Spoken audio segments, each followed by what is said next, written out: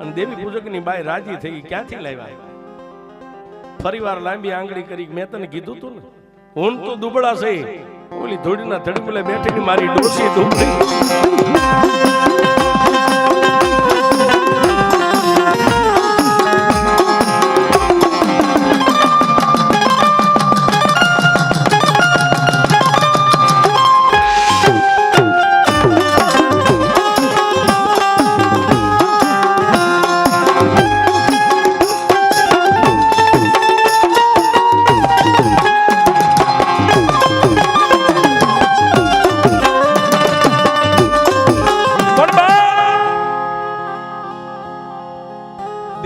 જે વાર તથ ને તારીખ આવતું પોતે નાયકની 5-15 બાયુ દીકરીઓ જઈ અને શ્રીમંત નો દિવસ તો હાચી આવ્યા, પણ સાહેબ કાળીઓ કાળી મજૂરી માંડ્યો કરવા. કાળી મજૂરી કરે એટલું નહીં, પણ મેં હમણાં કીધું ને, માંડ્યા વગેરે મળે નહીં. ધન સોરું ને ધર્મ હુનર કરો હજારી આખર વેળાય આડા. સાહેબ આ પંચમા ભૂતનું પૂતળું ક્યારે આ ધરતીમાં માટીમાં મળી જાય ને એની મને તમને કોઈને ખબર નથી સાહેબ. કાળિયો ઓશિતાનો બીમાર પડ્યો છે. ઓશિતાનો બીમાર પડ્યો.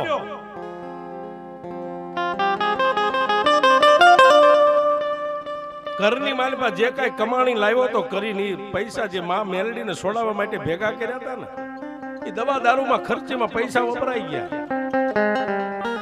ખાટલાની માલિપા દેખાય નહીં. પાછી એક દી રાતે ઓલી ધોડીના ધડીમલામાંથી એ ડોસી ઊભી થઈ અને રાતના એકના ટકોરે કાળિયાને જગાડ્યો. ભાઈ પથારી વશ પડ્યો છે માણસ. કાળિયા, આમાં કાળિયા, હું મેલડી તને એક ટકોર કરવા આવી છું.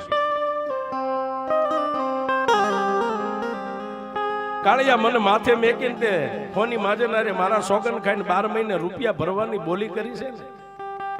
આમાં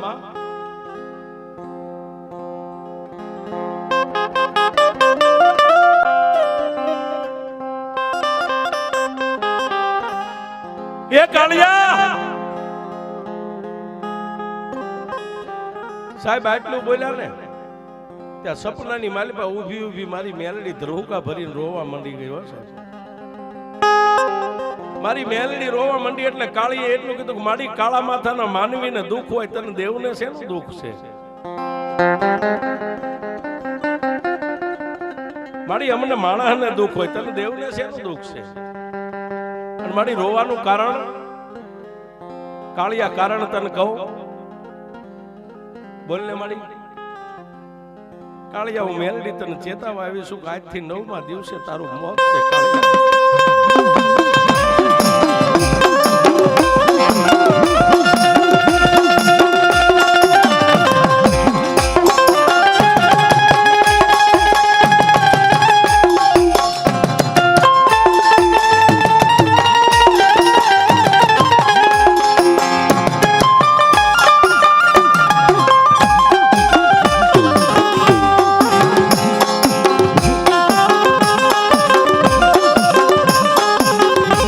કાળિયા, આજથી 9મા દિવસે આ તારી પંચમા ભૂતનું પૂતળું રહ્યું ને, એ ખોળીઓ ખાલી થઈ જાય છે. હું મેલડી તને આટલે મને રોવું એમાં આવે છે. કાળિયા, માડી તારા સોગન ખાઈને હોની માજેરના દુકાનેથી હું દાગીના લાવ્યો છું, જ્યાં સુધી એનું લેણું નહીં સૂકવું ને માડી, હું મરી જઈશ ને, મરી જાવે એની મને પરવા નથી. માડી મોતથી બીવે તારો કાળિયો ને મરવાનું તો છે જ એક દી, પણ મારી તારા સોગન ખાઈને ઓયલાની દુકાનેથી જે કરજ કરીને લાવ્યો છું ને, એ કરજ નહીં ભરી શકો. તારા સોગન ખાધા છે ને, મારા ભાઈઓ મારા નાતીલા મને જમીનમાં ખાડો કરીને દાટશે ને, તો મારા હાડકા મેલડી નહીં કાઢે.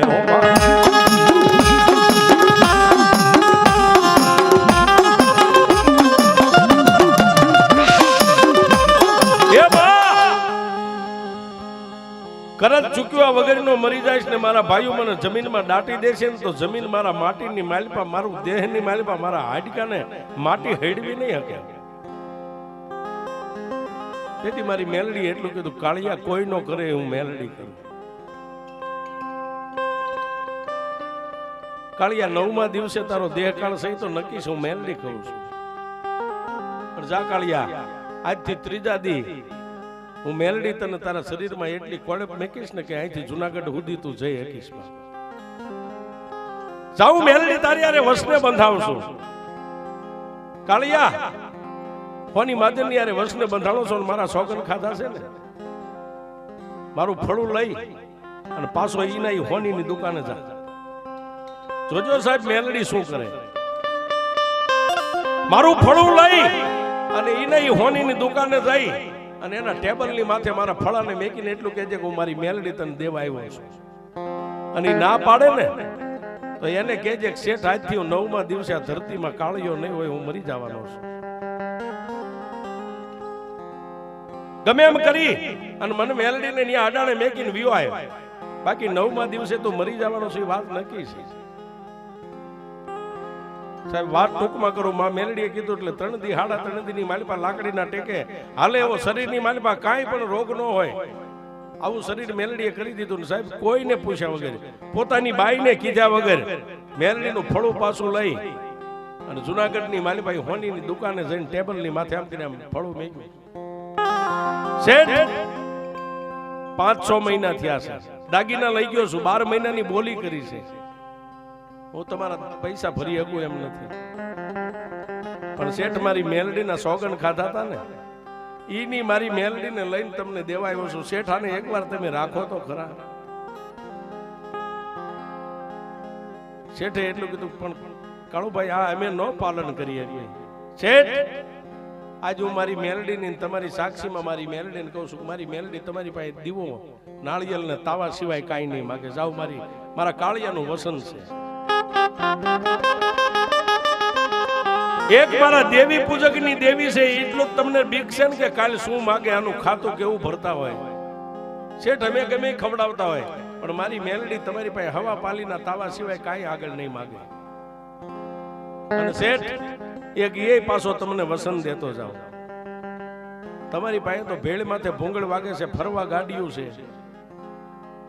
શેઠ આજથી 9મો દી ઉગે ને એટલે એકવાર તમે મજેવડીના ઝાંપે આવીને વહેલા હવારમાં આવીને ઉભા રહી જાય, ખાલી ખાતરી કરવા માટે. આવીને તમે ઉભા રહ્યો, 10-11 નો ટાઈમ થાય અને જો મજેવડીની બજારની માલિપાથી તમને નનામી બહાર નીકળતા દેખાય ને તો શેઠ વાતને પી જાય, જો કાળિયો મરી ગયો છે. અને જો આખો દી તમને નનામી કોઈની ગામમાંથી નીકળતા ન દેખાય તો શેઠ હું મારી મેલડીને હજી સોગન ખાઉં છું કે મારી દેવીને હું પાછી લઈ જઈશ. બાકી શેઠ અત્યારે રાખો તમે. આને એ નગર શેઠ વાણિયાને સમજાવી હોનીની દુકાને મેલડીને મેકીને કાળિયો હાલી નીકળ્યો છે. 1 દી 2 દી 3 દી 4 દી 8 દી 8મા દિવસની મેઘલી અંધારી રાત હતી એટલે ઓલા નગર શેઠ વાણિયાએ હોનીએ પોતાના 15-17 વર્ષના દીકરાને કીધું, બેટા કાલ મારી હારે તારે 12 ગામ આવવાનું છે, વહેલા નીકળવાનું છે. કોઈ વાંધો નહીં. વહેલા પરોડીએ સાહેબ નાઈ ધોઈ વાણિયો હોનીનો દીકરો તૈયાર થઈ, બાપ ને દીકરો બે આવી. હજી દી ઉગીને હમો નમો થાય, કોર કાઢે નો કાઢે કે મજેવડીના દરવાજાની માલિપા પોતાના એ ગાડીને ઝાંપે ઊભી રાખી. નગર શેઠ વાણિયો બેઠો બેઠો કાચની હોરવો કે કાળિયો સાચો હોય છે, કાળિયો ખોટો હોય છે. પણ સાહેબ હવા પર ચોટિયાવા દી સડ્યો, 9-9:30 નો ટાઈમ થયો ને, ઊભી બજારની માલિપા નનામીને ભાળે ને નગર શેઠ વાણિયો પોતાની ગાડીમાંથી હેઠો ઉતરી ગયો. સાહેબ બે હાથ જોડીને ઝાંપાની માલિપા ઊભા છે, નનામી લઈને બાજુમાંથી નીકળ્યા. પાછળ હાલ્યો જાતા માણાનું બાવડું પકડીને એટલું કીધું, ભાઈ ઉભો રહે, આ ગામમાં કોણ મરી ગયું છે? સાહેબ માથે ઓઢેલું પન્નિયું આમ ઊંચું કરીને એટલું કીધું, શેઠ તમારા પહેરવા ઉપર તમે કોક શેઠ છો કે? હા ભાઈ, હું ફોની મહાજન છું, જુનાગઢ થી આવું છું. શેઠ અમારા ગામની માલિપા એક ગરીબ માણસ દેવી પૂજક કાળિયો હતો ને, એનો દેહકાળ થઈ ગયો.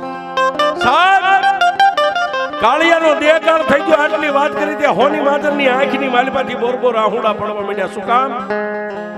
આકાશમાં નજર કરીને એટલું કીધું, કાળિયા તારી જેવો હાસો બોલો ગ્રાહક જગતમાં મને નહીં.